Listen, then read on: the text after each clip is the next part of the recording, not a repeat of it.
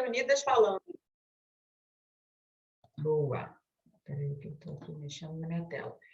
Estamos aqui falando, então, dos 7 princípios de empoderamento das mulheres. Para quem não tem ainda familiaridade com essa linguagem, eles são um grupo de considerações e ações concretas que ajudam a comunidade empresarial, então, a incorporar no seu negócio, né, valores e práticas que visem, né, equidade de gênero e empoderamento das mulheres. Eles são resultado de uma colaboração, né, tanto da ONU para a igualdade de gênero e o Pacto Global também das Nações Unidas.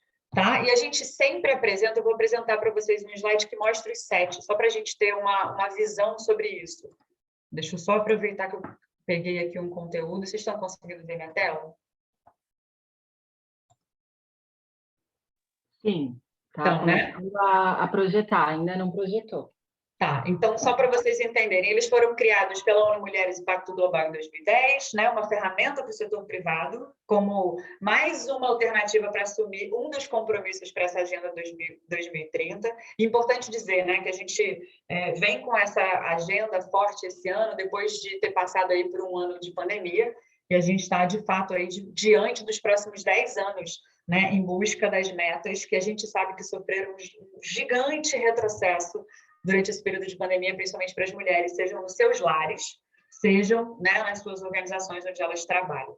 E aí a intenção desses princípios é promover a igualdade de gênero no ambiente de trabalho, mercado e comunidade.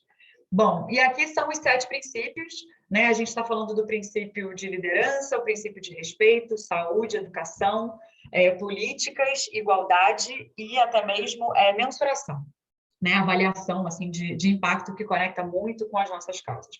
Então, gente, esse é um resumo de uma parceria que está sendo construída desde o início que essa comunidade existe, desde 2016 essa interlocução acontece, e desde esse ano, faz uns 3 meses, que, de fato, eu faço parte, integro agora um time de aliadas da ONU Mulheres pelos princípios de empoderamento da mulher, por um compromisso de mobilizar principalmente todo o nosso ecossistema. Nós temos aí, das 200 empresas hoje certificadas, eu arrisco a dizer que 10%, tá?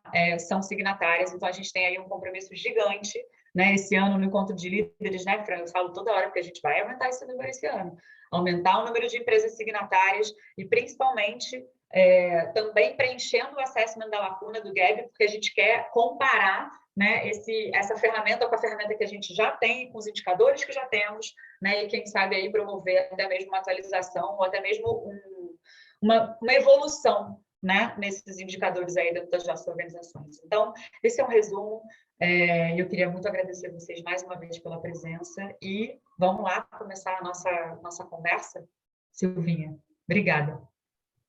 Vamos, obrigada a você, Augusto, por todo esse depoimento e esse amor, né? Dá para ver na tua fala, nos teus olhos, assim, a paixão por essa temática, pela Rede B, e é um grande prazer, assim, seguir nessa caminhada do teu lado. Vou reforçar, principalmente para as pessoas que estão chegando agora, para deixarem ali um check-in com o lugar de onde vocês estão falando nesse momento, de onde são e qual é a relação que vocês têm com o Sistema B. Se está começando agora, se vocês ainda não conheciam, ou se vocês já têm um papel dentro da Rede B, assim a gente dá uma mapeada e consegue entender um pouquinho do perfil e da experiência que vocês já têm nesse tema, e aí, a partir disso, a gente consegue se aprofundar. Bom, então, como a Uchi falou, a Fran, né, a temática de hoje é para falar de educação e liderança como um foco principal, e aí a primeira convidada para trazer a sua experiência no tema é a Paula Baggio. Ela desenvolveu, né, uma iniciativa que é a Escola Despertar. Ela vai contar para a gente do que se trata, mas principalmente a experiência dela em empreender uma empresa B. Então, o que é a visão dela sobre isso, né, sobre liderança e sobre educação no país que a gente vive. Paula, seja super bem-vinda. Fiquei curiosa para saber se você é da família do Rodrigo Baggio ou não. Eu trabalhei com o Rodrigo muitos anos no CDI, antigo CDI, não sei se sim ou se não, e aí conta para a gente um pouquinho sobre a história da Escola Despertar. E, de novo, gente, deixem suas dúvidas aqui, suas perguntas aqui no chat para a Débora poder trazer para a gente. Então, boa tarde. Aqui eu tô falando da Itália, por isso que eu tô com essa roupa aqui, porque eu sou de Porto Alegre, mas meu marido é italiano, então a gente vem para a Itália nessa época normalmente. E eu estou muito feliz com o convite, eu não sei se o quanto que eu posso contribuir com esse encontro, eu espero que sim. Mas, então meu nome é Paula Baggio, eu não conheço o Rodrigo, nossa família, minha família do meu pai, da minha mãe também são daqui da Itália. E eu sou muito feliz de ter conhecido o Sistema B. A nossa trajetória, minha e da Juliana, a gente abriu essa escola, a Escola Despertar, em Porto Alegre, há 20 anos atrás, a gente está comemorando 20 anos agora. E nós somos amigas de infância, eu e a Juliana. E a educação para a gente, ela significa passar para os outros aquilo que a gente experienciou enquanto pessoas, eu e a Juliana.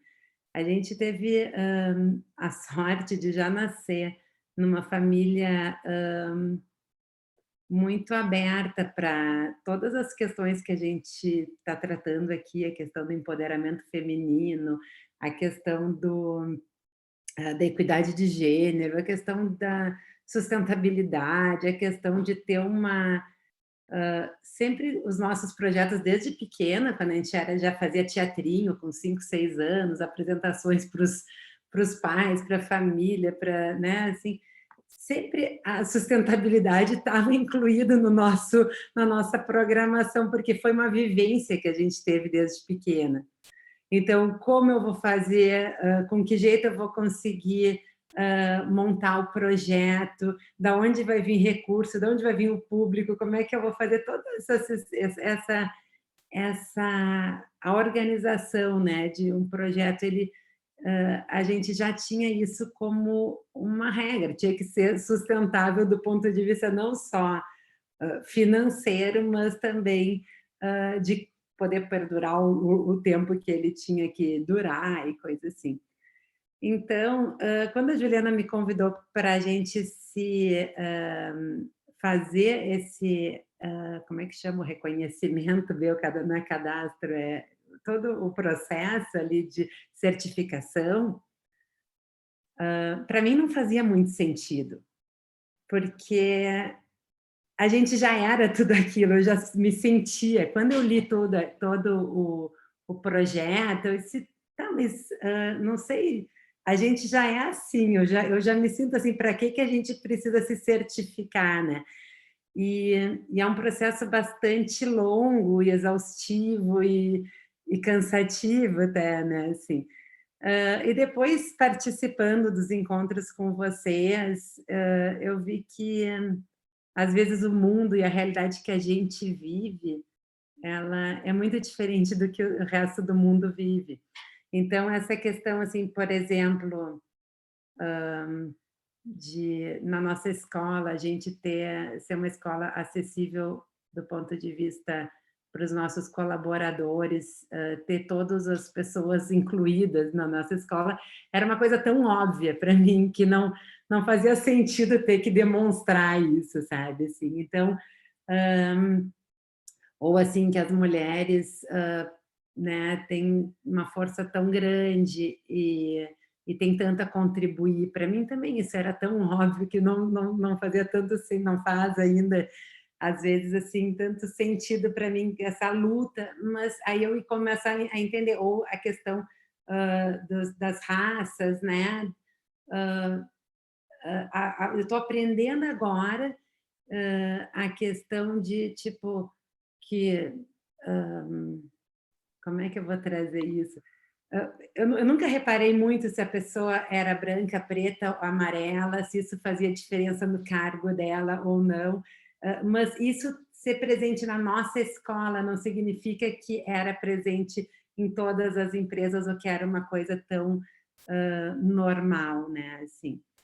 Então, eu vou contar um pouquinho de mim antes, então, assim, para fazer aquele esquema da descrição, desculpa, eu esqueci.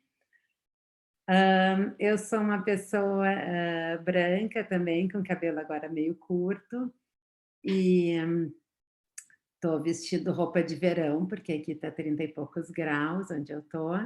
Estou na cozinha da minha casa, tem as prateleiras aqui de enfeites aqui atrás, com copos de cerveja e coisa. Adoro diversão, adoro viajar, conhecer pessoas diferentes, assim, é das coisas que mais me encantam. Conhecer pessoas que pensam diferente é uma coisa que eu amo e eu acho que me constitui. Então, acho que eu tenho 49 anos, eu sou o resultado dessa quantidade de pessoas que eu tive a oportunidade de conhecer ao longo da minha vida. Eu cresci em Porto Alegre, estudei em escolas bem tradicionais em Porto Alegre, mas quando eu tinha 19 anos eu queria, né, sair para o mundo já, tinha essa vontade, e descobri num anúncio da Zero Hora, o jornal de Porto Alegre, um pequeno anúncio, uma escola internacional que ficava na Dinamarca, e era uma escola que era, tipo, aprender a ter vivências.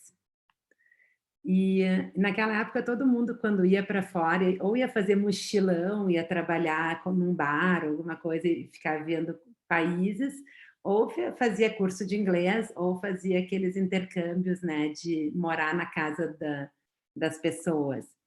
E eu já sabia falar inglês e não tinha uma vontade maior do que uma família única, assim.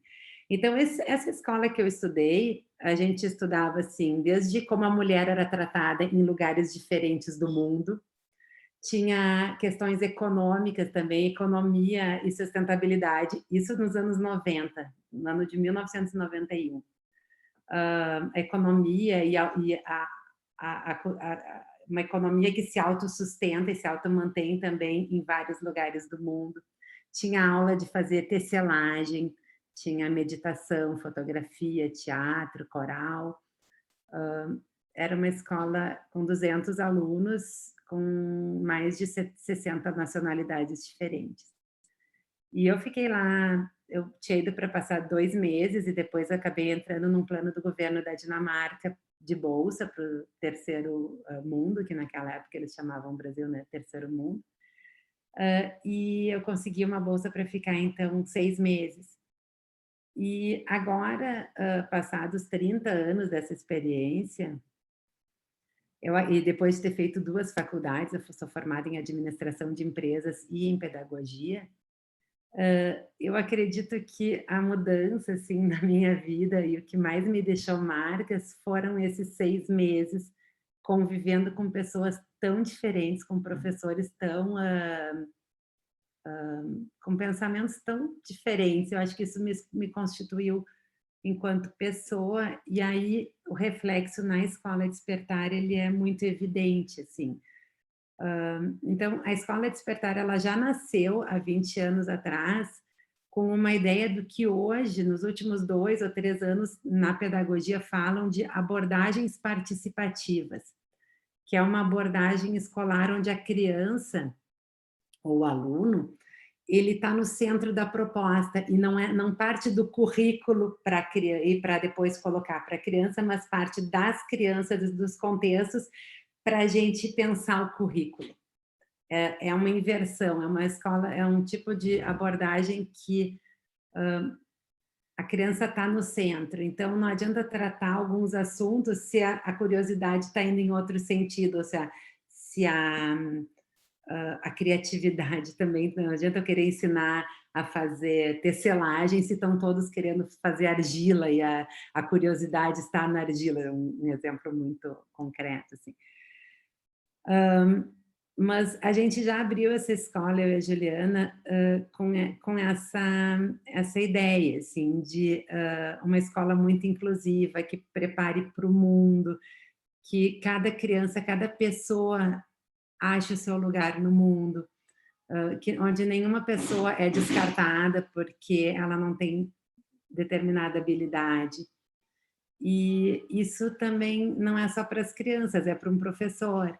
Então, a inclusão de uma criança na escola ela é muito linda e muito necessária, mas a gente também pensa na inclusão dos professores, de todos os que trabalham na escola. Então, assim, lá no início da escola, a gente já tinha, por exemplo, uma pessoa que trabalhava nos serviços gerais, que era a ANAN, professora com déficit de atenção, que não consegue fazer o relatório no fim do semestre, então aquela professora precisa de uma ajuda pontual naquilo, mas ela tem outras fortalezas que são fantásticas na parte da relação, na parte de outras coisas. Professores diversos, assim. E como a gente vem de famílias onde a organização do processo de gestão da qualidade, ele é algo sempre muito presente, a gente já abriu a escola com todas as características de uma empresa maior, assim, em termos de fazer os procedimentos operacionais, padrão, o tratamento de falha, os indicadores, isso tudo já fazia parte da nossa vivência, assim. Então, quando a gente foi se inscrever, né, para a certificação B, muitas coisas que mais formais, assim, a gente já tinha de histórico, porque já fazia parte da gente, assim, a gente entendia aquilo como necessário. Mesmo que, por exemplo, para nós, um procedimento operacional padrão, um POP, ele é como trocar uma fralda, como receber a criança, como fazer um processo de adaptação. São coisas que talvez para grandes empresas, assim, como a Natura ou qualquer outra grande empresa, pode parecer estranho, né, a gente fazer um POP como lavar as mãos das crianças, ou como... Mas essa é a realidade na educação infantil, que é a nossa escola. A nossa escola é uma escola de educação infantil para crianças de 1 a 6 anos. Nós temos em torno de 200 crianças, já tivemos até 290, e agora com a pandemia a gente baixou para umas 130, mas a gente está em torno de 180, 200 crianças.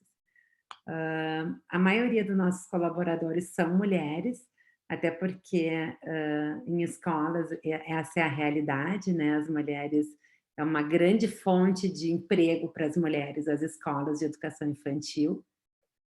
90%, 95% dos trabalhadores de todas as escolas do Rio Grande do Sul são mulheres. Então, até a gente criou uma associação durante a pandemia, quando começou o problema econômico para as escolas, porque as escolas ficaram fechadas durante muito tempo, e a gente fez um levantamento no impacto que isso ia causar para as famílias de Porto Alegre, que era a nossa associação, e depois acabou sendo para o Rio Grande do Sul, se essas mulheres todas perdessem o emprego, né? Porque cada escola, em Porto Alegre tem 700 escolas privadas, entre as escolas privadas e escolas que são associadas da prefeitura, que não são escolas municipais, mas que são conveniadas. E quanto emprego elas geram, né, assim, para as mulheres. Mas continuando a nossa história, assim, a gente era uma coisa muito óbvia para nós desde o início, assim, que as crianças, agora falando especificamente de educação, né, a gente está como nossa missão não só educar as crianças da escola, mas também a gente oferece um programa de educação, de formação continuada para os pais e também para os educadores, para toda a comunidade de funcionários e colaboradores e parceiros também da escola. Então, assim, por que um projeto de educação para os pais? Porque os pais de criança pequena, eles ainda estão se constituindo enquanto pais. Eles já se conhecem enquanto profissionais, enquanto filhos, enquanto amigos. Todas essas identidades já foram trabalhadas nesses pais. Mas essa identidade enquanto pai, ela está sendo construída à medida que o filho vai crescendo, né?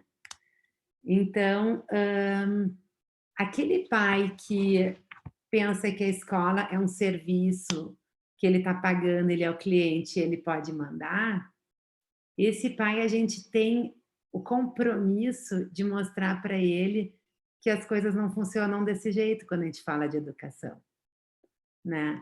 Quando a gente fala de educação, eles têm que, por exemplo, depois eu quero passar um filmezinho de 2 minutos, de 1 minuto sobre o nosso propósito. Tu vai colocar o teu filho numa escola, tu está comprando uma ideia. Então, nós como escola B, né, nós somos, escola B há uns 3 anos, mas a gente, eu brinco, a gente já nasceu B, a gente tem o nosso DNA B. Um pai que coloca o filho lá e paga uma mensalidade alta, ele não está pagando só o material escolar e os salários das pessoas que trabalham para a escola. Ele está pagando um projeto.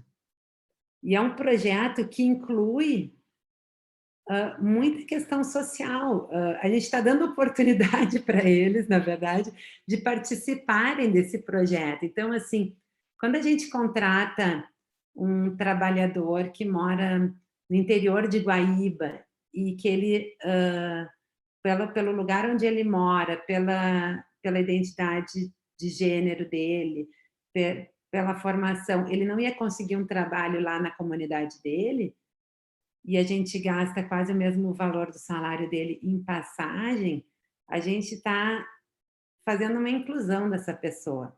E isso a gente fala para os pais, que a gente não está ali para contratar o funcionário mais barato, ou o funcionário que vai gerar, né, assim, uma economia e vai resultar. Não, a gente está ali, então assim, ó, quando a gente compra brinquedo, e a gente pode comprar brinquedo, às vezes, de fornecedores locais, das lojas, das cooperativas, mas também, às vezes, a gente compra de alguma associação de pessoas de algumas comunidades que fazem crochê, tricô, fazem os ursinhos, ou fazem senhores aposentados que fazem brinquedos de madeira e que custam bem mais caro do que um brinquedo fabricado na China, por exemplo. A gente também está dando oportunidade dessas pessoas movimentarem, né, o seu orçamento, e a gente também está mostrando para as crianças que esse brinquedo é feito por esse vovozinho, ou por essa turma de mulheres que vai lá na escola e apresenta o trabalho que elas fazem. E dá identidade às coisas que a gente compra. Por exemplo, outra coisa que a gente faz, assim, que eu acho que é muito educativo, tanto para as crianças, quanto para os pais, quanto para os colaboradores da escola, a gente não é uma escola que só compra produto orgânico, por exemplo, mas a gente dá preferência para comprar produtos, às vezes, orgânicos, certificados, mas às vezes não certificados, de pequenos produtores da região de Porto Alegre. E aí, uma vez por semana, antes da pandemia, essa pequena é uma pequena empresa que é como se fosse, ela vai juntando o produtor de pêssego, ou de horta, ou de batata, ou de não sei o quê, e vai juntando, e ela nos traz, né, esse produto. E aí ela faz uma feirinha lá na escola, uma vez por semana. E aí a gente incentiva que os pais, na hora de buscar os filhos, vão com os filhos ali escolherem os produtos, conhecer ali a pessoa que recolheu dos produtores, hoje não tem maçã, ou hoje a banana está meio estragadinha, aí ela conta o que aconteceu com a banana para as crianças e para as famílias, e as famílias entendem que a banana não é só a banana, ela tem uma história por trás, e tem um produtor, e tem uma família que depende da venda dessa banana. Então, mesmo que ela não está tão linda, ela está boa para comer. Então, assim, tem uma história por trás das coisas. E eu estou só dando um exemplo, por exemplo, da questão das frutas e verduras da escola. Mas, ao mesmo tempo, também, eventualmente, a gente também compra a banana do supermercado, se der um problema, ela não pode entregar. Não é que a gente é totalmente só de uma coisa, mas é legal para as crianças e para os pais e para toda a comunidade eles entenderem todo esse ciclo, né? Assim, outra coisa que eu acho que é interessante também é a questão dos espaços. Se um dia alguém de vocês puder ir lá conhecer a escola, a gente tem a sala de aula de cada turma, tem o auditório, tem vários espaços na escola, mas a gente gosta que o espaço possa ser transformado, reciclado, reutilizado. Por exemplo, a gente tem uma rampa que comunica o primeiro com o segundo andar. Seria uma questão de acesso, acessibilidade, ou menos acidentes para as crianças se locomover pela rampa. Mas essa mesma rampa, às vezes, ela pode ser o pátio para a turma de 1 ano, naquele dia brincar na rampa e aprender a caminhar no plano inclinado, ter mais controle do corpo na hora de descer, colocar mais impulso na hora de subir. Ou a mesma rampa pode ser usada na aula de educação física como um lugar para fazer um circuito, porque ela é comprida, é bacana. Ou numa exposição de arte, ela se transforma numa galeria, porque ela tem vários níveis, a rampa, ela vai indo tipo um minhocão, assim, né? Ela, tipo como é que chama? Não sei, ela vai dobrando, né? Assim, tipo um labirinto. Então, às vezes a gente faz ela se transformar numa galeria de arte, às vezes numa exposição do que as crianças fizeram nas turmas. No Halloween, a gente faz ela virar um túnel do horror, a gente tapa ela e fica escura. Na Páscoa, a gente já colocou vários coelhos que esses pequenos produtores nos emprestaram por um dia ou dois, e a gente fez ela virar uma gaiola cheia de coelhos e comidas para os coelhos, e falamos sobre os coelhos, tocamos nos coelhos. Então, o mesmo lugar poder se transformar. E isso, as crianças já são craques desde que elas nasceram, né? Por exemplo, na época que, há uns 15, 20 anos atrás, também estava moderno dizer, não, criança não pode ter acesso à arma, nenhum tipo de arma, não pode levar para arminha para o colégio, não pode ter espada, não pode ter nenhuma funda, nada, assim, porque incita a violência. O que as crianças faziam? Elas pegavam os galhos do jardim e brincavam de ser espada. Pegavam um palitinho de picolé e brincavam de fazer arminha, miravam. Então, assim, a criança ela já tem essa criatividade de achar soluções, mesmo quando não tem o recurso. Então, a gente acredita, enquanto escola, que a gente tem que incentivar isso. Então, por exemplo, a gente não tem a fantasia de determinado personagem, como é que a gente pode criar isso? A gente não pode brincar juntos por causa da pandemia, como é que a gente pode inventar um novo jeito de brincar com os amigos da outra turma? A criança, ela tem, né, 1000 tipos de linguagens, 1000 criatividades, e a gente, às vezes, com a escola, a gente vai cortando, né, isso. Então, a gente tenta lá na Despertar... Diga. Acho que eu me alonguei, né?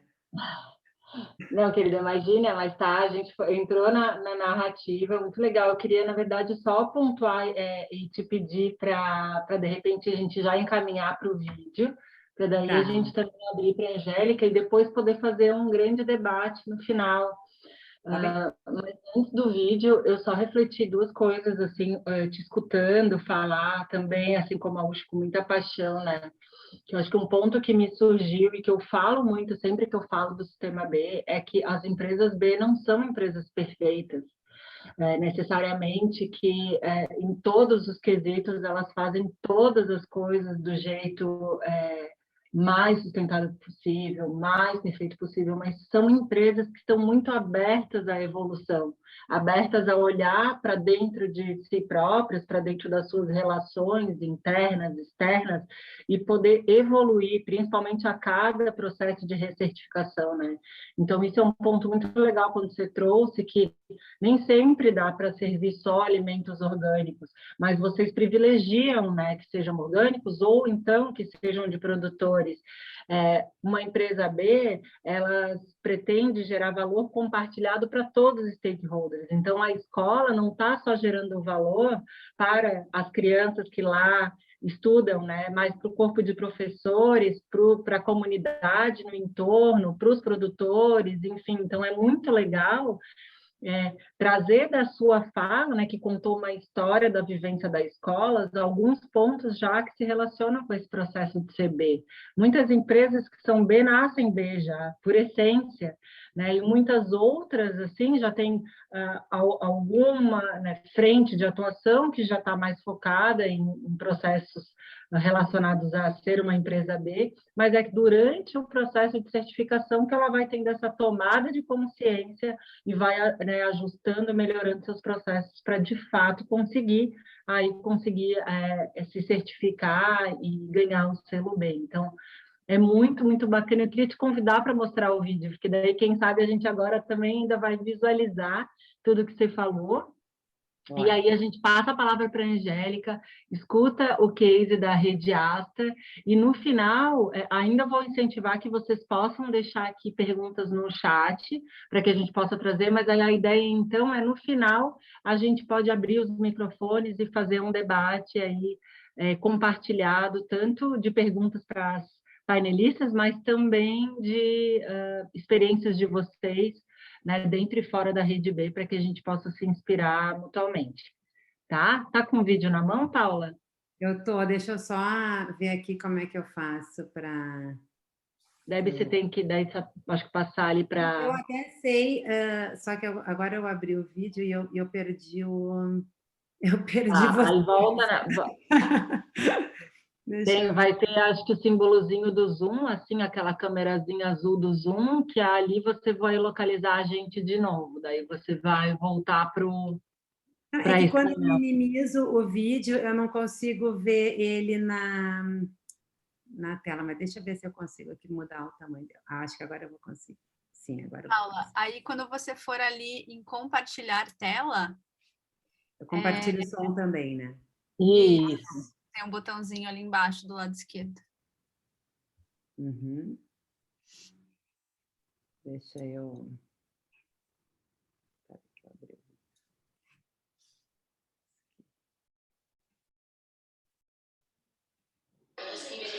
Peraí, só um minutinho. Vou pedir uma paciência de vocês aqui, bem rápido aqui, para eu poder me...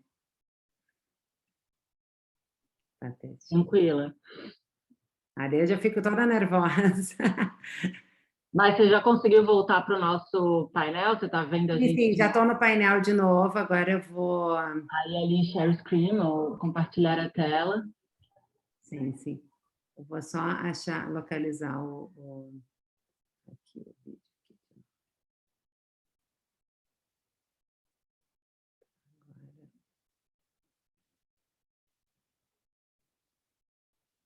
Zoom, e agora eu vou compartilhar. Achei, agora sim, agora vai.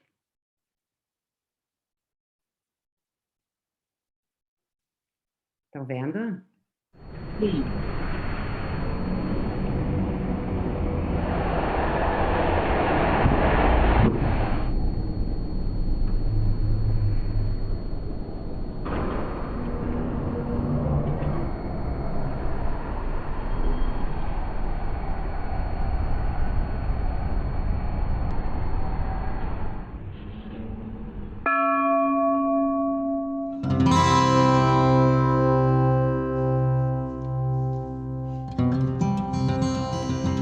Como casulos que suportam asas, somos todos aprendizes.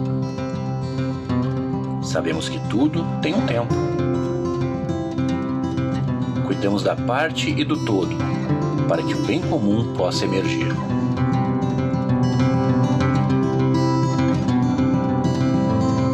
Buscamos novos voos, liberdade, simplicidade e responsabilidade. Resgatamos histórias, geramos conhecimento. Ao ensinar, aprendemos. Quando brincamos, nos transformamos. Uma eterna descoberta.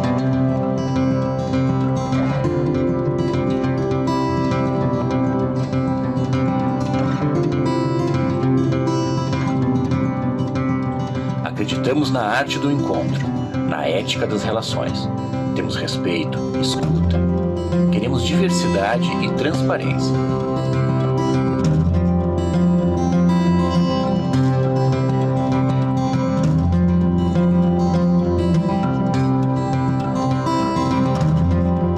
Quando nos sentimos seguros, estamos inteiros, nos abrimos para o novo. Acolher permite crescer.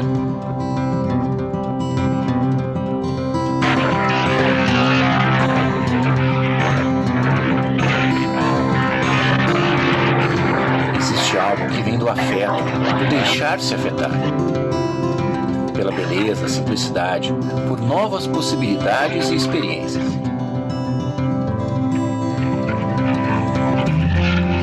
Queremos formar de um jeito que não cabe em formas, que transcenda e humanize.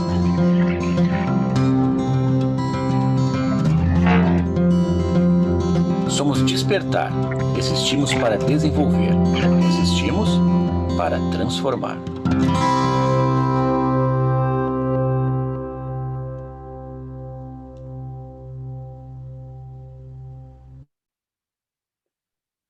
Demais, Paula. Bom, obrigada. A gente já retoma o papo contigo. Vamos passar a palavra para a Angélica, poder nos contar um pouquinho sobre a Rede Asta, o trabalho da Rede Asta, o surgimento e principalmente, né, o papel dela dentro da Rede B. Então, Angélica, seja super bem-vinda. Se quiseres e puderes também fazer a tua audiodescrição, fica o convite.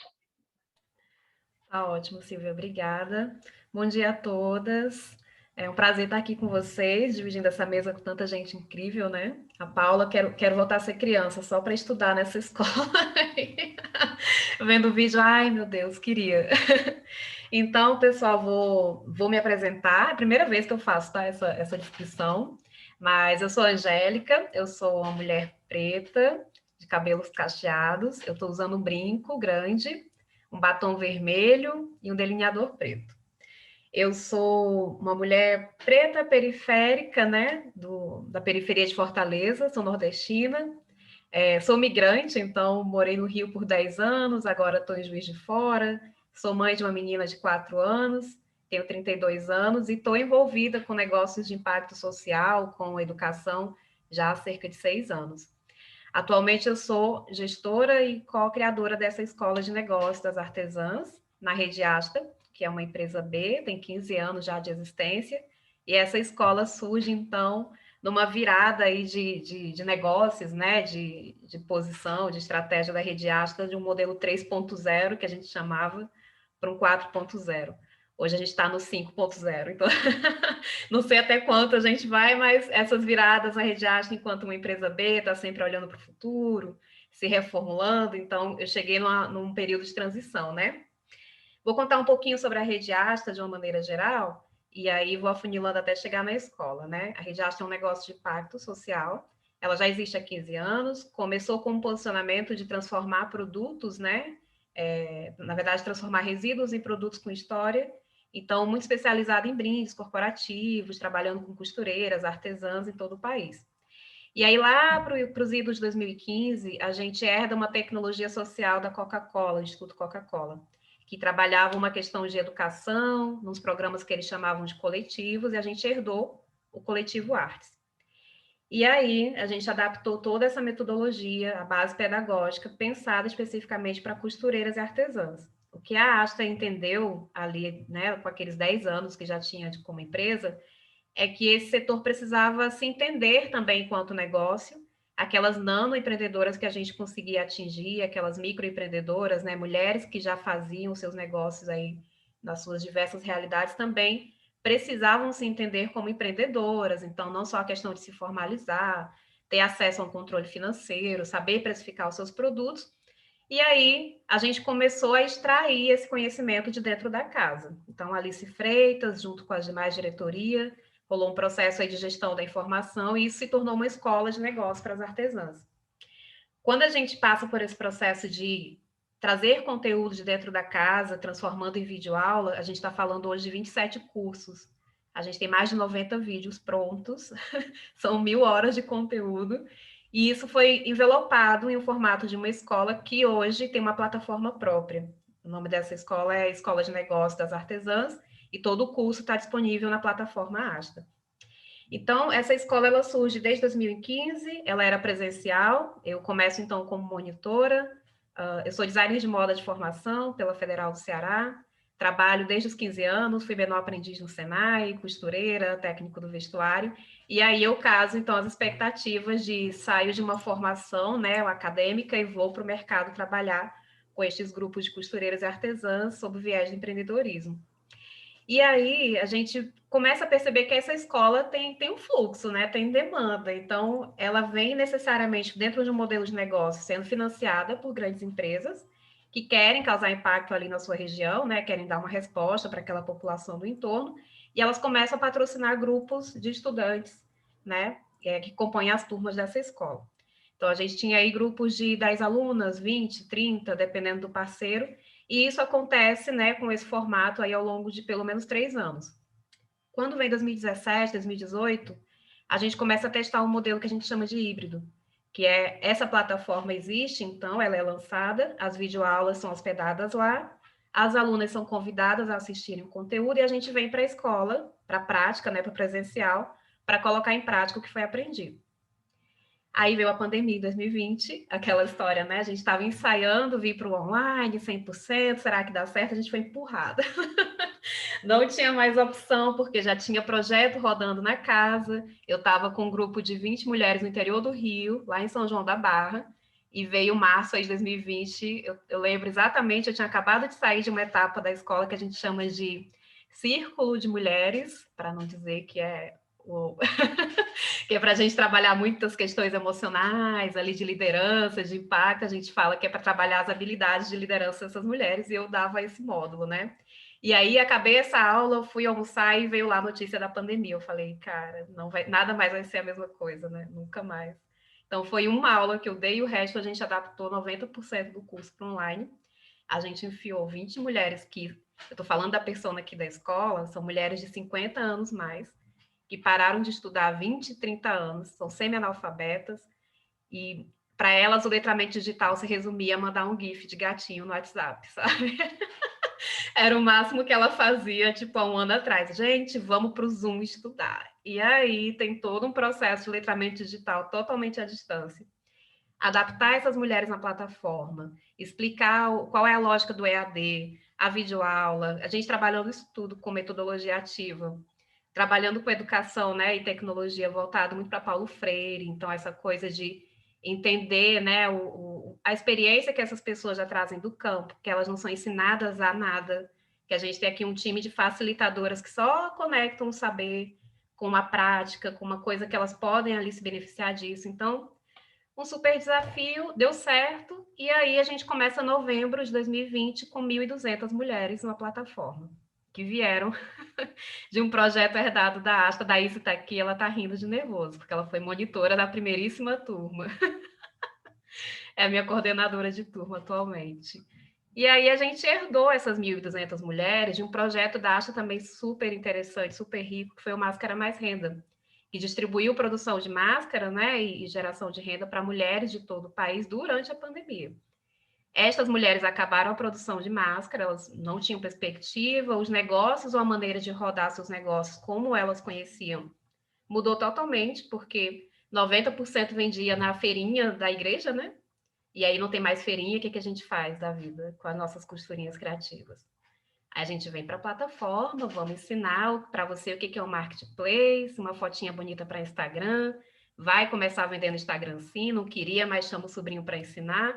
Então, essa escola de negócio, ela se molda assim, com as necessidades dessa persona, que está sempre aí muito nativa, muito querendo aprender, né, as novas possibilidades, e a gente está se adaptando aí a cada momento. Esta escola, então, 100% online, começou em novembro do ano passado. Em junho, né, a gente formou a primeira turma da ISA, e agora a gente forma as últimas 4, terça-feira que vem.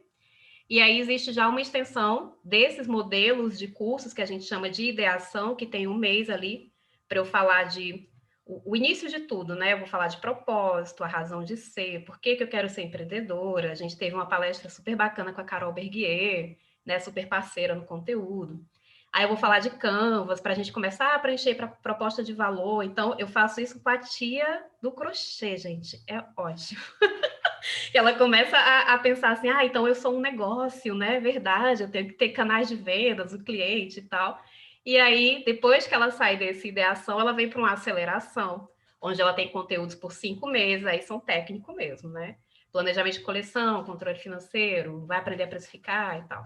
Então, estes são os grandes núcleos hoje, né, dessa escola de artesãs. A gente tem esse projeto Ideação e uma aceleração, e agora a gente está rodando um terceiro momento desse tipo de produto, que é um curso menor de 4 meses, onde a gente vai focar em mercado digital, todas as tendências, o que tem para o varejo, para esse público específico do feito à mão. Então, a gente vai falar de shop stream para artesã, tipo, vamos fazer uma live e você vai vender seus produtinhos enquanto a coisa está rolando com QR Code aqui do lado. A gente vai falar de design de produto, a gente chamou um designer, né, que é super renomado no país, para falar sobre como a gente trabalha essa questão do feito à mão, com qualidade, que é o Renato Imbroise, já fez parcerias aí com vários, né, locais, Sebrae, enfim. E a gente vai falar do Círculo de Lideranças Empreendedoras, que não deu tempo de falar, né, neste último ano, e dessa vez a gente tem uma metodologia de escala para botar 1.200 mulheres para falarem sobre as suas emoções, como é que a gente trabalha e tudo mais. Eu tenho um vídeo aqui rapidinho para passar, dentro dos meus 10 minutos, e estou super aberta aqui para conversar, a gente trocar. Tem um vídeo da escola, e aí acho que eu retorno para a gente concluir.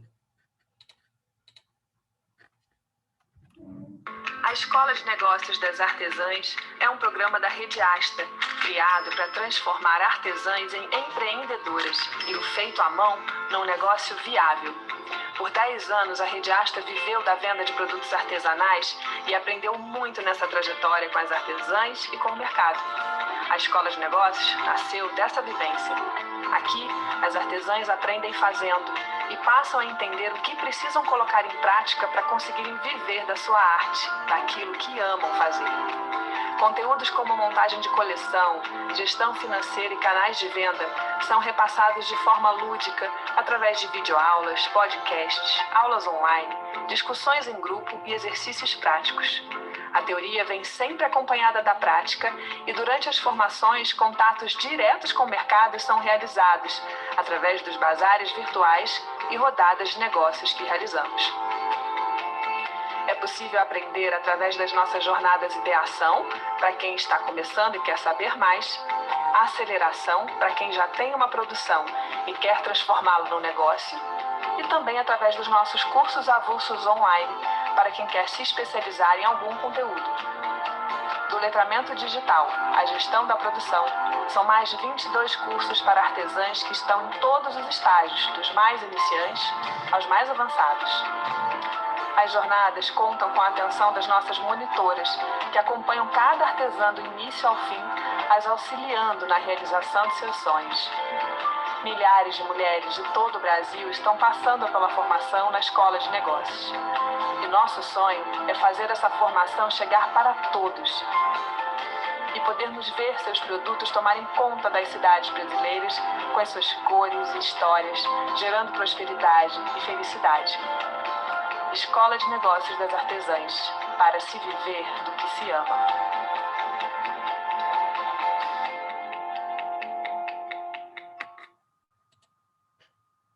E é isso. Obrigada, gente. Nossa, que demais, inspirador. Obrigada, Angélica, pela sua fala, pelo depoimento também, aí, pela paixão que se expressa tanto nas palavras, mas como no teu olhar também. Vou convidar a Uchi, só me fala se você consegue pegar ali o link das perguntas.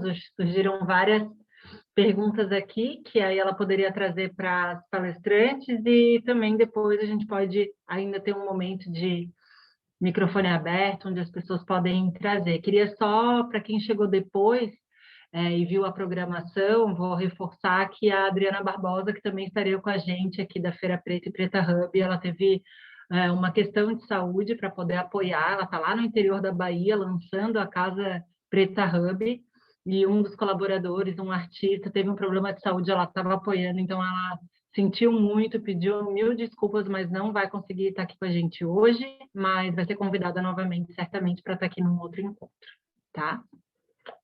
Luiz, consegue trazer as perguntas que surgiram? Consigo, sim. Eu vou começar aqui. Lara, tem 2 perguntas suas aqui, eu vou começar pelas suas. Acho que pode fazer sentido, tá? Que acho que as respostas vêm juntas para você. Lara perguntou 2 coisas aqui, eu acho que vale para as 2 representantes aqui de empresas B, tá? A primeira é sobre qual é a sua visão sobre sucesso, e a segunda é como que vocês percebem essa divisão que se faz entre as empresas B de negócios de impacto e o S6. E aí tentando trazer um pouco de visão como uma visão de quais são as tensões e, ao mesmo tempo, quais são as conexões. E aí eu acho que pode deixar um minutinho para cada uma de vocês, de repente, responder.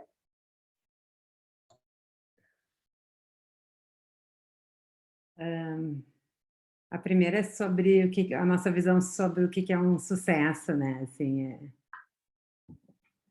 isso tem vários eixos que a gente poderia falar sobre sucesso, né? Então, assim, o sucesso econômico, o sucesso do reconhecimento, o sucesso do impacto que a gente deixa, assim. Para mim, particularmente, eu venho repetindo isso para a nossa equipe há muitos e muitos anos, como nós somos uma escola pequena, né, em relação a grandes colégios e coisa assim, o sonho nosso, o meu e da Juliana, é que a escola fosse o lugar onde uma pessoa quisesse muito estar para trabalhar. Isso para nós seria o nosso maior sucesso, assim, além de conseguir pagar as contas no fim do mês, além de ter uma comunidade de pais e crianças satisfeitos com os serviços que a gente oferece. O nosso sonho, o nosso orgulho maior é quando, tipo, esse mês voltaram 2 educadoras que em algum momento nos últimos anos tinham saído da escola para experimentar outras coisas e voltaram com relatos lindos, assim, e isso é uma coisa que acontece bastante lá na escola, mas eu gostaria que elas nem saíssem, sabe, assim, então a gente tenta, através de várias questões, assim, por exemplo, publicações, participação em seminário, coisas que deem orgulho de trabalhar na escola, né, isso é o nosso sonho e a nossa maior medida de sucesso, assim, quando a gente faz as pesquisas com os colaboradores, ou quando a gente faz os dias de os colaboradores trazerem as suas famílias, e a gente escuta relato dos familiares do quanto eles se sentem orgulhosos que o seu filho, que o seu marido, que o seu não sei quem trabalhe lá na escola. Então, assim, eu acho que para nós ser uma empresa que faz bem emocionalmente para a pessoa trabalhar e seja um lugar que ela quer trabalhar, não só porque recebe um bom salário, até porque nosso salário ele é bom, mas ele tem empresas muito maiores e muito melhores em termos de salários e benefícios. Esse é o nosso sonho, assim, que a gente seja o lugar que a pessoa queira estar, assim. Então, fiquei pensando aqui, né, o que é sucesso para nós enquanto escola. Acho que quando eu penso em milhares de alunas, né, essa escola já impactou cerca de 5.000 artesãs indiretamente, né, isso quando eu conto todos os grupos produtivos, associações, cooperativas, tudo mais.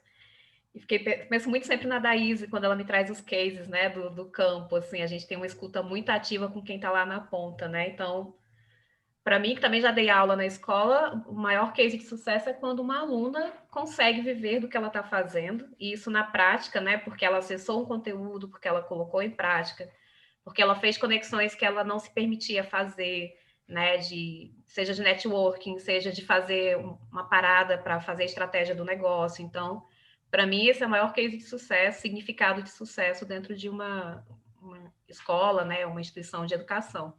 Eu lembro muito de uma aluna, vou falar rapidinho que, enfim, tem muitas coisas legais para compartilhar, mas ela mora na Zona Oeste do Rio. A gente fez a penúltima escola que era presencial e ela não queria ir, porque ela tinha alguma síndrome de pânico, não gostava de pegar o trem, o filho é especial, e ela não queria se deslocar da Zona Oeste para o centro. E a gente fez o convite, falou, naquela época já, eu deixo a aula gravada, eu te mando por WhatsApp, não deixa de assistir o conteúdo, você pode fazer de casa. E aí, aos poucos, ela foi se encorajando, não só para pegar a condução com o filho, mas também para começar a visitar cliente, que ela tinha deixado há muito tempo de fazer, porque não se deslocava. E, ao mesmo tempo, ela foi aprendendo com a escola que ela podia mudar o entorno dela. Então, não necessariamente ela precisa ficar buscando as oportunidades ou se deslocando, né? E aí, resumidamente, essa artesã, ela já prestava serviço para várias marcas de moda no Rio. Então, ela é aquela que, no setor, a gente chama de pilotista, sabe? Quando alguém precisa desenvolver um produto novo, e isso vai ser replicado, ela é aquela que tem esse alto nível de qualidade, né? E ela é crocheteira. E aí ela começou a fazer as conexões pela internet, buscar as pessoas, montou um portfólio, não sei o quê, e retomou, né, uma produção que estava ali estagnada. E mais do que isso, ela começou a empregar as pessoas do bairro dela. Então, teve um ano que ela estava com 4 pessoas contratadas, assim. Tipo, não é pouca coisa, sabe? Para alguém que estava estacionada e dar emprego para 4 mulheres da região. E porque ela buscou isso pela internet e ativou a página no Instagram. Hoje ela participa de tudo que é mentoria de negócio, então ela cata a oportunidade e vive do que ela faz, assim. Então, para mim, é um super case e deixa a gente assim com aquela sensação de sucesso, não, é tipo, é isso aqui, eu tô todo dia buzinando a cabeça dessas alunas. Daí isso que eu diga para, olha, você vai do ponto A para o B, sim, a gente vai construindo essa trajetória, eu vou te dando as ferramentas e você vai caminhando. Então, assim como essa aluna, eu acho que a gente tem dezenas, assim, para inspirar e contar que são as nossas nuances, as nossas noções de sucesso, né? Por aí.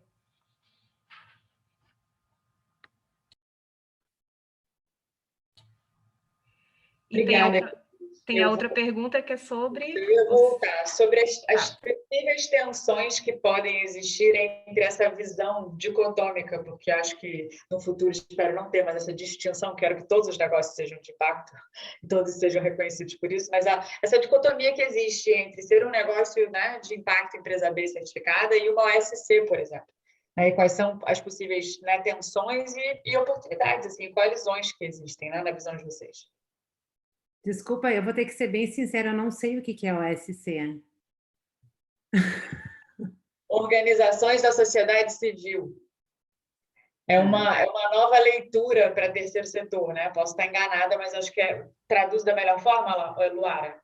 Isso, a pergunta mais no sentido que eu ainda sinto, assim, quando eu escuto, não necessariamente aqui nesse fórum, mas um tensionamento, parece que tem, assim, são opostos, né? Eu sou terceiro setor, eu sou segundo setor, eu sou empresa B, e aí como vocês enxergam isso? Na minha visão, todos estão em prol de causas, né? Mas como vocês enxergam isso, assim? Eu acho que é uma pergunta bem interessante, Luara, e aí falando assim, em nome do Sistema B, né? O Sistema B, como uma organização de fomento de empresas, a gente faz um pouco essa distinção, porque é uma pergunta muito recorrente, se as OSCs ou ONGs, elas podem se certificar.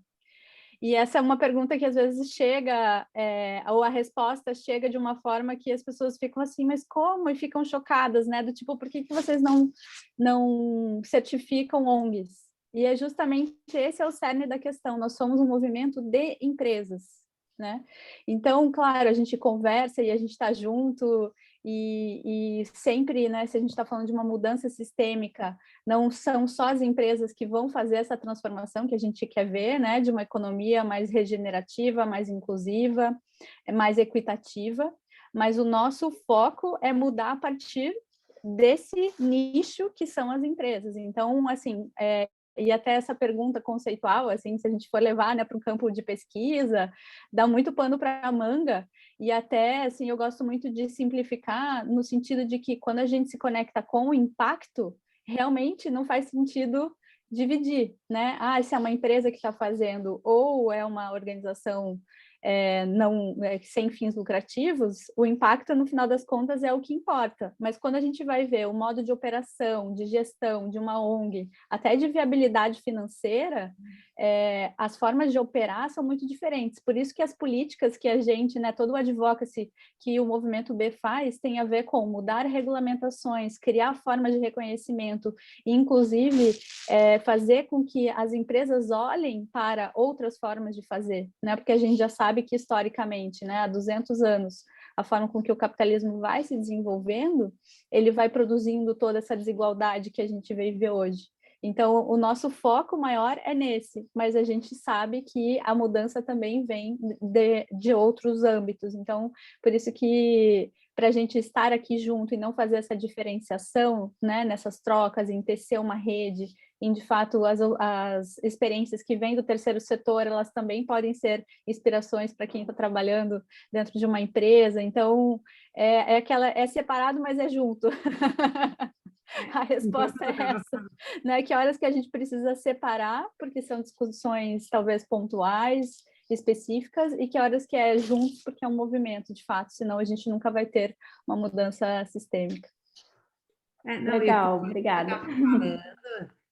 Débora, eu fiquei pensando que, por exemplo, no quesito de sustentabilidade mesmo, assim, a sustentabilidade ao longo do tempo, as empresas ONGs do terceiro setor, elas precisam de financiamento de algum lugar, né? Assim, e normalmente elas não têm o mesmo estilo de administração das empresas normais, empresas...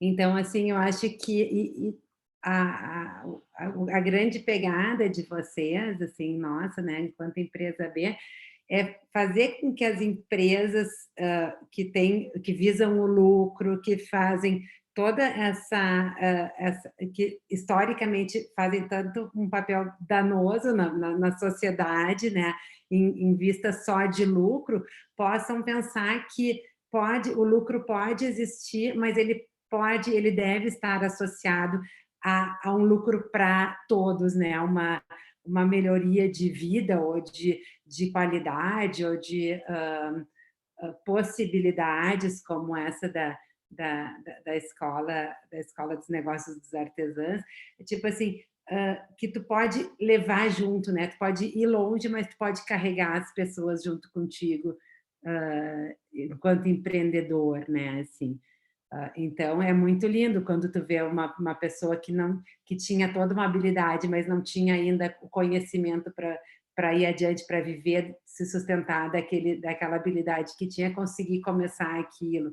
Ou quando tu vê que um grupo, por exemplo, na nossa escola, um grupo de pais comprou a ideia junto e não se importa de pagar uma mensalidade um pouco maior para poder comprar do produtor local, para poder dar uma destinação correta para o lixo, para poder ter pessoas de todas os tipos, escolhas, raças, né? Assim, e que essa diversidade ela enriquece a nossa vida, a nossa prática e o olhar das crianças. Eles poderem crescer num ambiente de diversidade é muito mais interessante do que crescer num ambiente onde tem uma condição igual de todo mundo, assim, todo mundo tem um determinado padrão. Então, eu acho que as empresas, pelo número e pelo histórico, elas podem realmente fazer uma grande diferença no mundo. Eu tenho uma contribuição, acho que rapidinho, dentro do que eu entendo da OSC são as antigas OCIPs, né? Que se chamava a descrição, a nomenclatura. E eu vou falar de um lugar de filha de assistente social, né? A minha mãe coordena uma ONG, OCIP, já mudou de nome aí várias vezes, há 20, 30 anos, lá na periferia de Fortaleza. E aí, eu lembro de uma época que eles estavam recebendo uma doação, receberam uma fabriqueta para transformar vassoura, sei lá, PET, né, em vassoura, e aí eu perguntei na época por que vocês não vendem e tal, e eu já estava na asta, né? E ela, porque não pode, a legislação e tal. Eu falei, mas você podia abrir uma frente, você podia não sei o quê. Então, acho que esse olhar em que momento, né, tem essa coisa do jurídico que casa com a estratégia, quais são as flexibilidades, né, que essa OSC, né, permite que ela, de repente, pense, nem que seja um projeto interno, enquanto um negócio de impacto. Por que não, né? Nascer dali. Aquela salinha da costura que atende as mães locais, se transformar num lugar onde ela pode vender os seus produtos. Então, como é que é isso juridicamente falando, a partir das propostas que ela submete, dos editais que ela está captando recurso, enfim, acho que é muito mais esse, como já foi falado aqui, esse olhar do administrativo e de até que ponto eu posso ir, o que essa legislação me permite, e te respondendo sobre esses pontos de conexão, o que eu penso muito é aprender com quem faz esse terceiro setor raiz aí no país, né? As ONGs, quem está ali na linha de frente, as assistentes sociais, psicólogas, essa coisa toda da sensibilidade que é atender o campo, né? Muitas vezes, se a gente está no lugar de empresa, que só está no escritório, a gente perde o contato com quem está lá na ponta. E a ONG, o terceiro setor, a OSC, o CIP, enfim, ela sabe fazer isso com maestria, né? Então, trabalhar isso com as medições de impacto, avaliação, olho no olho com as pessoas, eu acho que, para mim, é o principal ponto de conexão, assim, essa sensibilidade do para quem isso está sendo feito, né? Pode estar lá caindo os pedaços, não tem R$1, não captou nada, mas a mulher está lá todo dia, a psicóloga está na porta, pronta para receber quem vier. Então, acho que essas sensibilidades, não se deixar perder, porque se é uma empresa, né? Certificada, empresa B ou não, acho que é por aí. Obrigada, Gurias.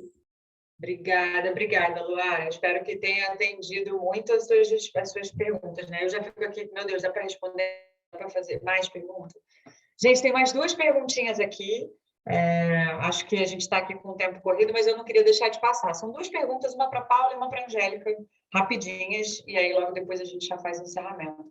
Paula, uma pergunta muito relacionada, obviamente, ao contexto de pandemia. Tem uma curiosidade de saber como é que vocês lidaram, né, com a continuidade das atividades, das dinâmicas aí da escola durante esse período. No início, a gente paralisou em relação à continuidade com as crianças. A gente estava tão preocupado com os nossos colaboradores que entraram em pânico, e as crianças, elas estavam bem em casa, elas são crianças né, não são crianças de baixa renda lá na escola, é uma escola particular. Então, a gente partiu do princípio que elas estavam bem nos primeiros dias, assim, em casa, e a gente colocou todo o nosso esforço em tranquilizar a equipe e atender o pessoal. Assim, a gente tem 80 funcionários e são 80 famílias que se assustaram muito, assim, no início da pandemia. Em seguida, isso foi a primeira ação, as primeiras 2 semanas, 3 semanas de pandemia de 2020. Em seguida, a gente criou um canal, a gente não tinha nada online, a gente nem usava computador, nem reunião online, a gente não fazia nada online.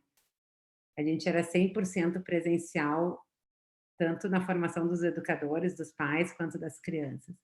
Aí a gente abriu o nosso Instagram, até quero convidar vocês a nos seguirem, porque tem muito conteúdo interessante, a gente iniciou ano passado, então eu odiava esse negócio de Instagram, de coisa, mas me rendi, então, como uma maneira de me aproximar a escola da comunidade, Despertar Educação Infantil, para quem quiser começar a seguir.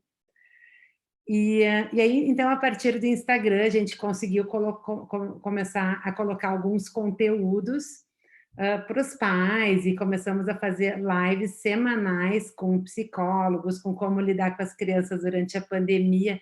A gente colocou a nossa força de trabalho nos pais, através dos pais, chegar a qualidade até as crianças. Então, o que fazer com as crianças em casa, como entender educação fora da escola, mas que as crianças ainda estão aprendendo quando eles estão envolvidos nas atividades domésticas, ajudando a colocar uma mesa, arrumar o quarto, classificar os sapatinhos na hora de guardar. Então, assim, mostrar que as atividades que eles faziam na escola, de algum jeito, elas poderiam também serem, não atividade de pintar, de coisa assim, mas as aprendizagens para as crianças, elas poderiam ser feitas em casa também, mas com um gap muito grande da questão social, né? A criança, o contato com as outras crianças e coisa assim.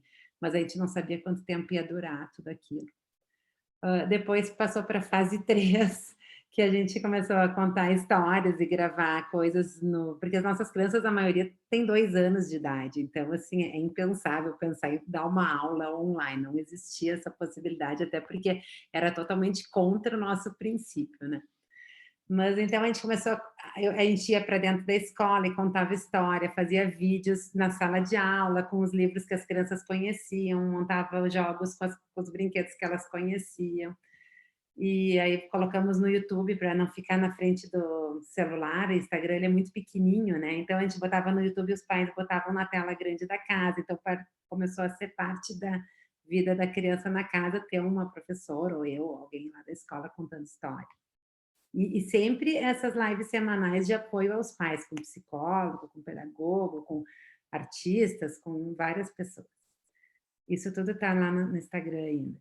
Aí, depois, na fase 4, porque demorou 7 meses para reabrir a escola, a gente começou a fazer kits para as crianças em momentos de encontro na praça ou em outros lugares onde a professora entregava esse kit. A gente queria daí manter o vínculo emocional com as crianças, a gente não queria que as crianças de 2, 3 anos esquecessem do lugar escola, da delícia, ou que começassem a ter medo de encontrar pessoas. Então, a gente começou a criar dispositivos, assim, muito um a assim, para aquela criança funciona desse jeito, é ligação, é conversar no telefone, a outra não, passa na frente da escola com cachorrinho, a professora está longe. Então, assim, foram várias fases, mas nunca foram atividades, coisas que a gente não acredita, assim. E esse ano, de novo, a gente passou 2 meses fechados, a gente já tinha um pouco mais de know-how, os professores não entraram em pânico esse ano. Então, assim, a escola não é nada sem os professores, essa que é a verdade. O prédio, só o prédio, o maquinário que a gente tem, nada funciona se a gente não tiver um bom capital humano alinhado, tranquilo, entusiasmado, né? Então, assim, por isso que eu falo tanto na questão dos funcionários. Assim. Essa é a minha resposta. Obrigadíssima, Paula. Já fiquei com vontade de desenhar essa linha do tempo aqui para todo mundo entender ponto por ponto e compartilhar como uma belíssima jornada de aprendizado. Olha, imagino todos os desafios, gente. Bom, obrigada, Paula, mais uma vez. Obrigadíssima. Vou para a última pergunta, Angélica. É uma pergunta mais de como é a sustentabilidade financeira da Asta. Né? Como é que vocês se financiam, né? E a sua vivência e experiência como ser uma empresa B, acho que já deve ter ficado um pouco mais claro. Eu vou tentar somar uma coisa com a outra. Acho que como desafio, porque eu conheço o modelo da Asta, nós trabalhamos juntas no QG no Rio de Janeiro, então eu conheço bem, sou suspeita. Mas queria que você compartilhasse assim, até essa experiência mesmo de como que é a sustentabilidade financeira de uma rede, né, como a Rede Asta. Sim, eu posso falar com muita propriedade da visão da escola, porque a Asta ela tem 2 frentes de negócios, né? Então, como eu falei, ela nasceu para transformar produtos, existem CNPJs, inclusive, diferentes, sobre o guarda-chuva de uma mesma empresa, né? E a escola, ela está sob o guarda-chuva do Instituto, que faz a prestação de serviço. E existe uma outra linha que trata de produtos, que está sobre um outro CNPJ. O que eu entendo é que sustentabilidade financeira, ela vem descobrindo esses processos, essas etapas a cada experimentação, né? Então, acho que existe há 15 anos, 20, 30, porque ela está todo ano o planejamento estratégico muda, real, oficial. Nunca rodamos uma escola igual de um semestre para o outro. Sempre tem alguma coisa que está mudando. Então, já vê esse olhar muito atento para o mercado, esse olhar muito atento para as necessidades de quem financia, e eu vou já explicar como é que é isso com escola especificamente, né? Com esse CNPJ que fala sobre brindes corporativos, ele já se transformou. Ele nasceu aí muito atento, muito ligado para esse mercado do B2B, a questão de vender produtos, né, brindes em quantidade, mas ainda assim de produtos que têm história, upcycling, fazendo reaproveitamento de resíduos. Então, isso foi um mote por muito tempo, assim, 10, 12 anos. E agora a coisa está se reformulando mais uma vez, a Asta se posicionando como uma empresa de locarismo, de locavorismo, acho que é isso. Nelma, que está aqui, me ajude. Nelma, na comunicação, está muito pegada com essa questão da potência do local. Então, a gente, aos poucos, deixa de se posicionar como uma empresa somente de costura de moda para falar com essa questão do feito à mão e muito olhando a potência do local. Locavorismo. Isso aí. Obrigada, Débora. Então, essa frente de negócio que trabalhava com produtos foi se transformando e foi evoluindo para essa questão hoje que a gente está trabalhando nas potências locais. Isso vai vir em formato de, mais uma vez, né, a tecnologia impulsionando, aplicativo, produtor local com consumidor. Existe uma linha aí, um fio condutor de como que a gente chega até aqui. A escola, ela sempre foi financiada por empresas. Então, já nasceu com essa coisa do B2B, desde o primeiro financiador, que foi o Instituto Coca, que eu falei lá no início, até o penúltimo, sei lá, último projeto aprovado, Porto Sudeste fica em Itaguaí. Todas essas, o que eles têm em comum é que eles têm uma verba voltada ali para sustentabilidade, para impacto, para trabalhar com mulheres, responsabilidade social. Cada empresa tem um nome diferente para essa área que geralmente é alguém da comunicação que impulsiona, fala, vamos lá, vamos trabalhar aqui um projeto legal com as mulheres da região, tem empresa tal, e a gente chega com a proposta da escola. Então, o formato é esse, uma turma para 20 alunos custa X, dura tanto tempo, tem uma monitora, a plataforma é essa, os resultados que a gente espera são esses, aumento de renda, de faturamento, aumento da potência empreendedora, tem um pacote aqui, uma proposta fechada, e a gente roda esse projeto por 3, 4, 6 meses. Já aconteceu de ter uma escola de 1 ano de duração, 10 meses, 8, 6, hoje a gente está com uma média de 5 a 6 meses de projeto. Esse é o modelo de negócio B2B. Em algum momento, a gente deve estar ensaiando os primeiros passos com B2C, né, para o público em geral, colocar esses cursos aqui para serem vendidos por um valor de custo. E aí eu vou já responder a pergunta, né, que complementa sobre a minha vivência enquanto empresa B. Eu estava conversando com a Alice sobre essa estratégia para o B2C, e a gente fazendo benchmark, como é que é, quanto que se cobra e tal. E tá caro, e agora? Será que o povo paga? Não sei o quê. E aí ela olha as coisas de Alice, né? Empresa B. Quando a gente for botar o home, a gente deixa lá uma paginazinha. Se você não puder pagar, coloque aqui seu e-mail. E eu, cara, eu nunca vi esse lugar nenhum, Alice, só você mesmo, só sendo empresa B para pensar nisso, sabe? Se você não puder pagar, olha, quem quer saber disso, gente, no mercado tradicional? Aí, assim, essas coisas, assim, né? Esse tipo de cheiro que me dá uma relembrada de, é mesmo, é impacto, né? Não é porque eu estou falando para o mercado em geral e eu quero que as pessoas rachem de comprar esse curso. Não, e quem não pode pagar por ele, né? Quem está lá no interior do Maranhão, a mulher nem tem internet, mas viu isso aqui numa propaganda, porque vai chegar nela, né? Os marketing digitais da vida. Ela clica lá no anúncio e não pode pagar. Aí deixa aqui seu e-mail, que a gente vai dar um jeito de meter numa turma, não sei o que, e tá lá o e-mail rolando. Numa dessa, a gente puxa a listinha de espera, tem alguém aqui que não pode pagar, vamos botar nessa turma da escola, vamos não sei o quê. Então, acho que é muito por aí. Obrigada. Obrigada a você. Ai, que saudade de Alice. Eu fiquei pensando aqui o seguinte, né? Não tem oportunidades, essa história do e-mail, eu conheço, me lembro dessa conversa, já tive. E aí tem uma oportunidade, inclusive, de gente que pode pagar por 2, né? Ele paga para a próxima. Eu já tive essa conversa com a Alice, inclusive. As pessoas que podem pagar para a próxima turma, para uma outra pessoa, né, que não pode pagar. E acho super interessante, super válido. Conversas que rolam entre nós. Tem uma coisa como... Vou fazer um parêntese, Paulo, eu já vi que você levantou a mão. Tem uma coisa sobre ser empresária B e ser empresário B. Eu disse que a gente... Como é bom conversar sobre negócio de impacto sem fazer esforço para convencer ninguém. De que você está fazendo negócio, de que é do bem e que é bom. Porque todo mundo sempre te pergunta, mas por que você faz isso? Porque eu faço. Não tem que convencer nada nem ninguém. É tão bom, gente, tão bom. Enfim. Paula, quer fazer mais uma contribuição?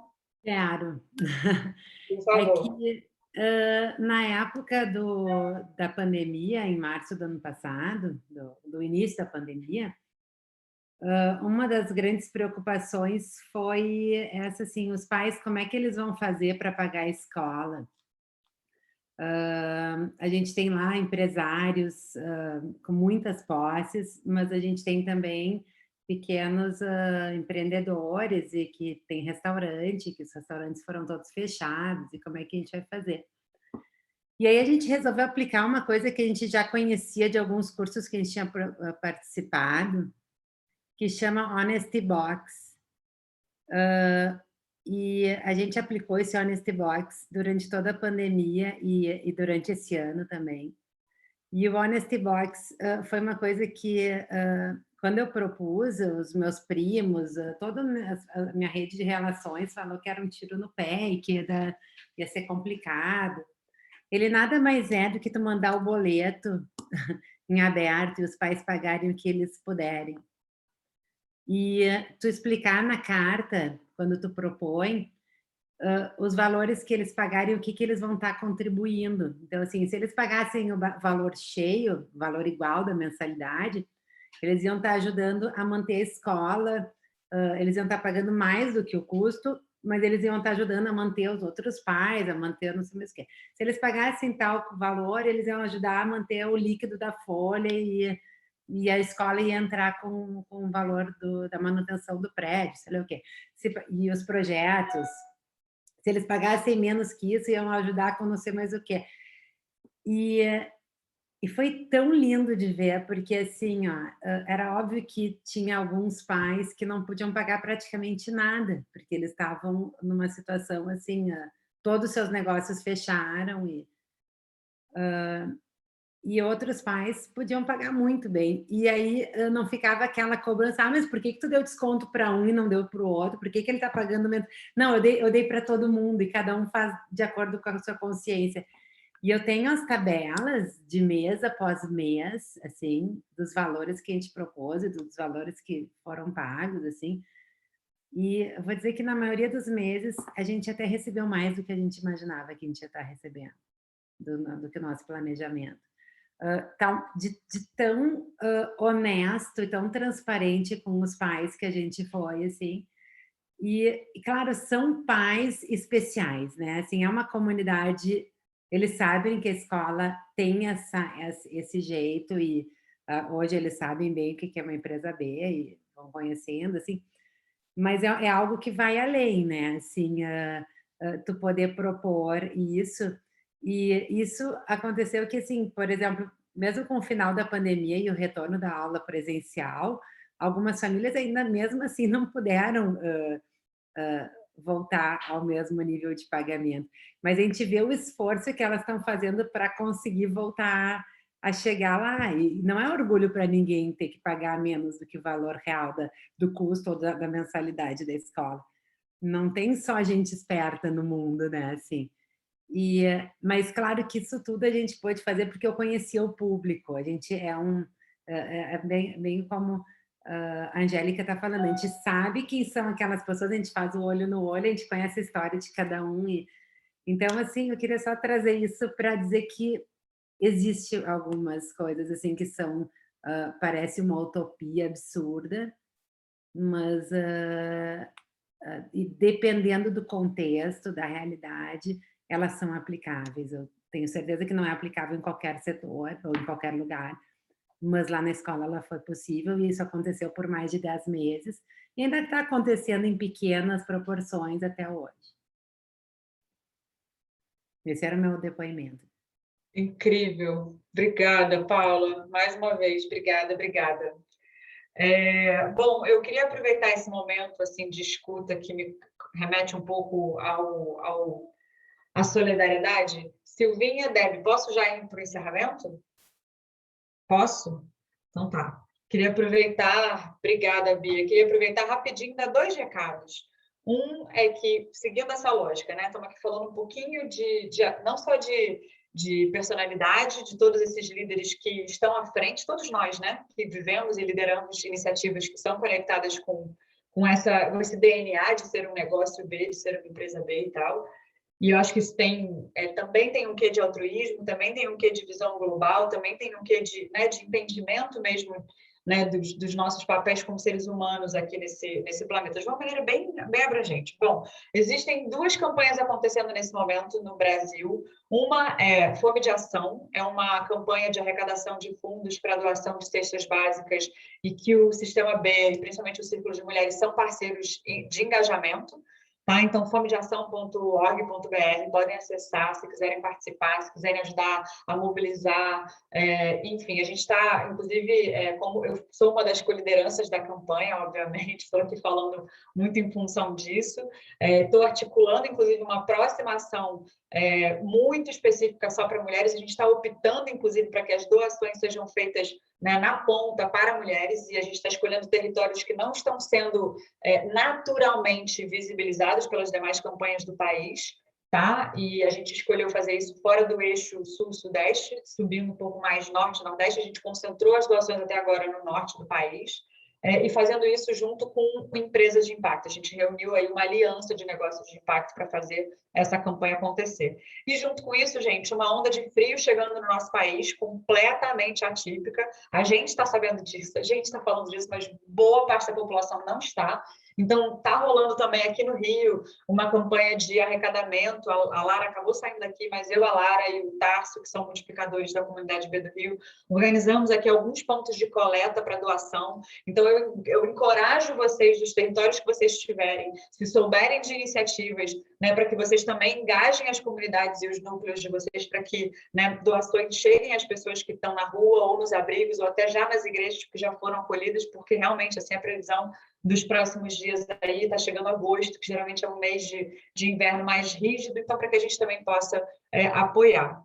E aí, normalmente, no final dos encontros, gosto de fazer uma amarração do que a gente ouviu e falou por aqui, e não foi fácil, não, fazer esse entrelaçar de aprendizagens aqui. Eu vou tentar ser bem direta e bem sucinta com o meu recado. Assim. Acho que a gente está aqui, né, com esse ciclo, com esses encontros, para redefinir mesmo. Eu adorei que Luara trouxe essa pergunta, que é redefinir o sentido de sucesso. Esse sempre foi, desde o início, né, o grande motivador do movimento B no mundo. E eu acho que isso significa ressignificar todos os nossos espaços de convivência e de aprendizagem. A gente, inclusive, teve uma ressignificação enorme dos nossos espaços. A gente está ocupando os nossos espaços de casa como nunca antes na história da minha vida, 40 anos. Eu tenho ocupado tanto a minha casa, tanto o meu próprio, né, minha própria casa como ser humano interno, né, meu corpo, primeira casa que a gente ocupa nesse mundo, os nossos lares, e ressignificando nossas dinâmicas, né, de espaços de convivência. O isolamento ele é físico, muito mais físico do que social, porque a tecnologia permitiu que a gente ainda continuasse se encontrando, mas fisicamente, né, foi um desafio, assim. E eu acho que a gente, redefinindo o sentido de sucesso, né, para a gente viver do que a gente acredita mesmo. Adoro essa frase da Escola de Negócios da Asta, acho que é para a gente viver daquilo que a gente acredita que faz sentido, né, do que transforma. Porque a gente está aqui, e aí falo como mulheres, tá? Para sermos protagonistas e realmente inspirações para todas as gerações. Por mais que existam e sempre vão existir tensões. Eu não vou entrar nesse lugar porque já basta de tensão todos os dias. 2021, olhando para 2030, mas eu estou falando de um lugar de 40 anos de quem quer viver pelo menos mais 40, pelo menos mais 40. Então, é uma década de muita responsabilidade, uma década de muita urgência para a diversidade. Né? E eu tenho certeza, gente. Eu vou começar a dizer que eu tenho certeza.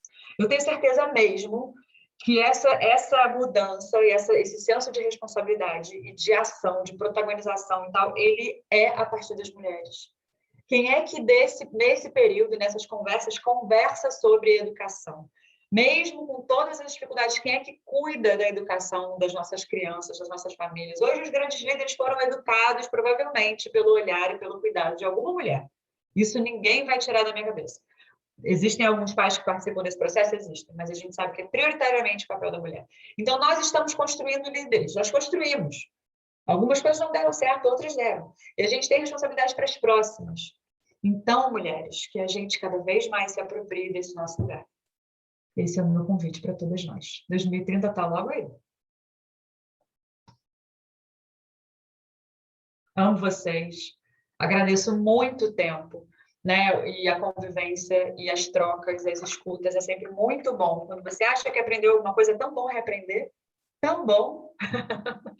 Bom, e aí, para encerrar, a gente gosta de fazer um check-out. Assim como a gente faz aquele termômetro do início, a gente faz um termômetro no final, porque, afinal de contas, muitas coisas, né, reverberam aqui dentro de alguma forma. E aí, para a gente se despedir, queria que vocês deixassem para a gente no chat, né, uma palavra que possa definir o compromisso de vocês com a nossa causa, diante de tudo isso que a gente viveu aqui. Como é que vocês definiriam? E é difícil mesmo a palavra? Não me matem. Mas em uma palavra, como é que vocês definem? A gente vai consolidar e registrar isso tudo depois, isso serve de material para a gente também. Queria agradecer demais, mais uma vez, todas vocês. E a minha palavra nesse momento, para variar, é luta. Não vou desistir.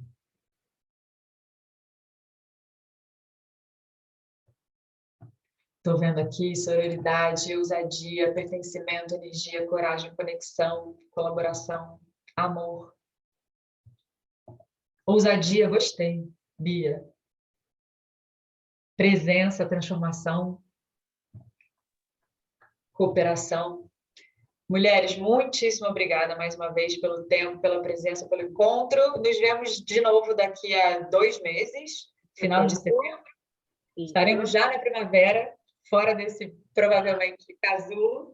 Espero que a maioria de vocês já também primeira ou segunda dose vacinadas, mais ainda protegidas, se cuidando, né? E qualquer dúvida, estamos aqui como núcleo, eu, Silvinha, Deb, né? Vocês provavelmente têm mais conexão até com a Deb aí, que fica consolidando todos esses contatos. E é isso. Um beijo grande. Dá para a gente fazer uma foto, Uxi, antes de encerrar. Vamos. Muitas já foram embora. Quem tinha vontade de abrir a câmera para a gente fazer essa foto? É verdade, eu sempre esqueço da foto. Eu sempre lembro, então. Por isso que a gente... você consegue registrar. Eu consigo fazer print, mas nunca fica bom aqui do meu computador. Quem vai fazer? Você vai fazer daí? Vai apertar o botão? Como que a gente faz? Posso fazer também.